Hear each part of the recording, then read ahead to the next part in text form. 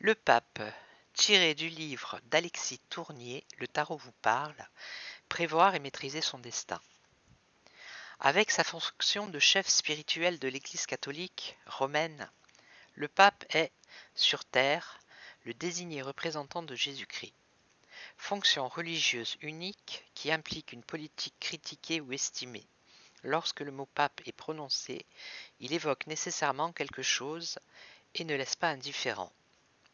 Il ne s'agit pas dans ce livre de prendre un parti quelconque en faveur ou en défaveur du pape, de son action et de l'Église elle-même, mais d'attirer votre attention sur cette fonction religieuse dont la perception par les hommes a beaucoup évolué au cours des siècles. D'abord parce qu'en 2000 ans, l'Église des premiers chrétiens s'est continuellement transformée pour devenir ce qu'elle est aujourd'hui, mais également parce qu'autrefois la religion occupait une place bien plus importante qu'à notre époque qui a vu se désacraliser beaucoup d'éléments fondateurs. Dans le tarot de Marseille, ce n'est donc pas sous l'angle de la religion au sens strict, telle qu'elle apparaît au XXIe siècle, qu'il faut l'aborder, mais sous l'éclairage de l'exemple moral et de la distinction spirituelle qui représentait il y a quelques centaines d'années. Le pape porte le chiffre 5, chiffre sacré que les pythagoriciens ont représenté par le pentacle ou étoile à 5 branches et désigné comme le symbole de l'harmonie du corps et de l'âme. Emblème pour les chrétiens des 5 plaies du Christ, la figure du pentacle s'est copieusement diffusée dans la littérature ésotérique et occulte, comme un symbole magique. Protecteur en magie blanche lorsque le sommet du pentacle est dirigé vers le haut, figurant ainsi un homme, les jambes écartées et les bras en croix, il attise des forces négatives lorsqu'il est inversé et dirigé vers le bas, figurant ainsi une gueule de bouc que l'on retrouve dans l'image du diable. Nous avions fait la connaissance de la papesse. Voici donc le pape. Son complémentaire masculin est présumé conjoint. Bien qu'ils ne se regardent pas et qu'ils soient séparés par le couple, empereur-impératrice,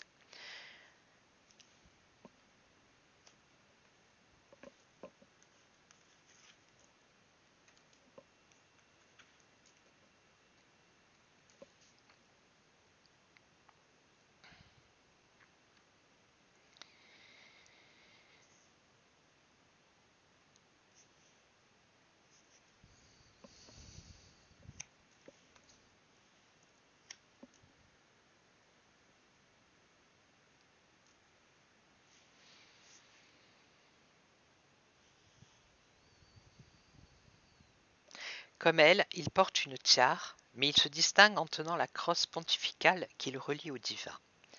Il est lui aussi assis sur un trône derrière lequel on aperçoit 2 colonnes, dont le passage est cette fois complètement dégagé. C'est un signe d'ouverture aux autres, absent chez la papesse, qui le rend plus accessible. Ses vêtements aux couleurs exactement opposées à celles portées par cette dernière sont aussi plus légers. La lourdeur et l'austérité de l'arcane 2 a disparu dans l'arcane 5, faisant place à davantage de chaleur humaine. Devant lui, on aperçoit 2 ou 3 personnages plus petits, qui par leur tonsure figurent souvent de jeunes moines ou de jeunes pénitents. En position d'humilité, ils semblent tout simplement en train de prier.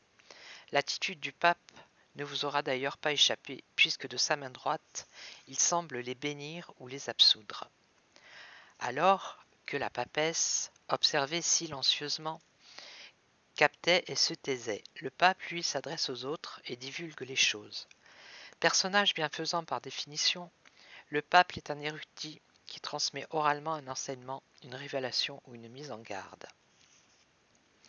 C'est un homme qui porte aussi la barbe blanche de la connaissance et de l'expérience, inspire le calme, la sérénité, la confiance et la paix. Il tranche avec la rigidité de l'empereur, beaucoup plus matérialiste et plus ancré dans le présent. Avec le pape, une dimension humaniste développe une harmonie contagieuse qui est la marque d'une haute élévation spirituelle.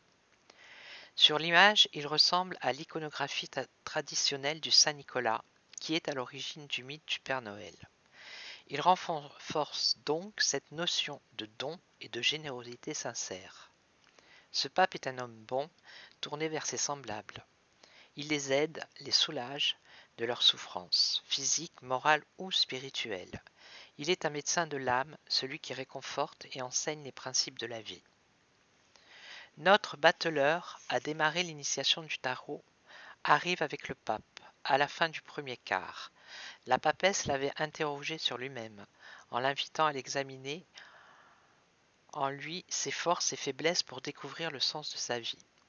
L'impératrice devait lui permettre de s'inspirer, de discerner des solutions pour avancer. L'ancrage et la stabilité de l'empereur devaient ensuite l'aider à se densifier, à prendre confiance en lui, afin de mettre en marche ses idées. Sa visite chez le pape est pour lui sécurisante et rassurante. Elle parachève les conseils reçus des 3 personnages précédents, comme à la veille d'un grand départ. Cette rencontre est la bénédiction de l'initié qui s'en va dans l'inconnu d'une incontournable nouvelle vie. Alors, une qualité, ce serait la bonté, la générosité, la chaleur humaine, la sagesse et la spiritualité. Il représenterait une personne avenante, prévenante, à l'écoute et attentive, capable de conseiller et de réconforter. Un défaut, il serait le bigotisme, le prosélytisme, le fondamentalisme religieux. Il entraînerait le mensonge, la manipulation par les mauvais conseils et un aveuglement égocentrisme.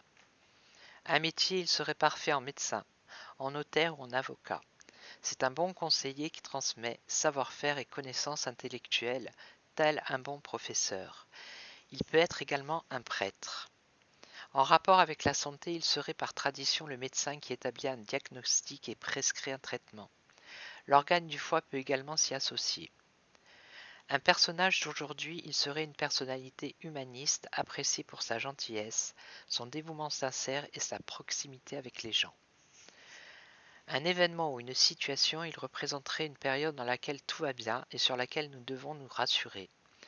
Tout stress semble inutile. Le pape nous indique une sérénité confortable. Un lieu, non, ce n'est pas forcément le Vatican. Il pourrait l'être, mais ce serait avant tout un lieu sacré dans lequel on trouve la paix et la sérénité. Une petite chapelle au confort spartiate, un temple tibétain, une mosquée ou une synagogue, une église et pourquoi pas un musée ou un site archéologique précieux. Un objet, il s'agirait d'un objet sacré, précieux, voué à une utilisation précise dans un culte religieux ou spirituel. Une croix, une kippa, une bougie ou un bâtonnet d'encens. Un lien avec l'astrologie, il résonnerait merveilleusement avec Jupiter, astre gouvernant le principe d'expansion et notre capacité à nous épanouir.